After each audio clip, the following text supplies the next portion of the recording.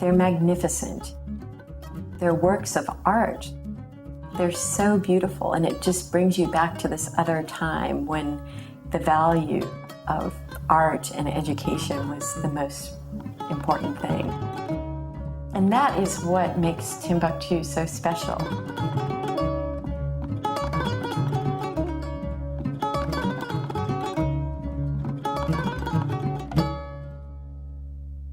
The city was founded around about 1100. It's claimed that at its height there were 11 or more universities in Timbuktu, but of course they weren't universities in the way we think of them. They were small gatherings of scholars with particular specialities, and they were critical centers of scholarship, learning, and the dissemination of information. The Timbuktu manuscripts, like manuscripts in other parts of West Africa, were primarily the property of individual families. And the families considered their collections of manuscripts to be part of their inheritance and their material well-being, if you will, part of their wealth. What's inside those manuscripts is what's so valuable. I mean, in the 11th century, astronomers were charting the stars, and there was information about health and nutrition and the plants in the desert that should be used for certain diseases.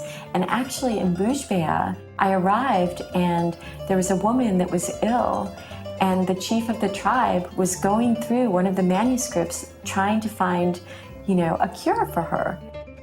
It's incredible that they're still as relevant today as they were, hundreds of years ago. The insights they provide are quite amazing. And one of the interesting things about the manuscripts is that they include a good number of writings by women, which is not what one would normally think of in a stereotypical way. The conditions in which the manuscripts are to be found varies enormously. In the first instance, there are hundreds of thousands of manuscripts, and very few have been examined as a basis for starting the translation and preservation projects.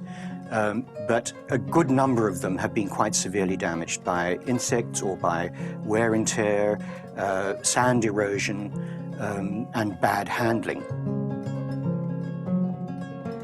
A lot of families are reluctant to give up their manuscripts, so they're trying to preserve them themselves. There are some families that have just stored the manuscripts in trunks. Others they don't even have funding for trunks. They're just out there in these harsh elements, just stacked. The translation of the Timbuktu manuscripts is a real challenge. Firstly, because there's so many of them and one needs to hone in on what can be feasibly done.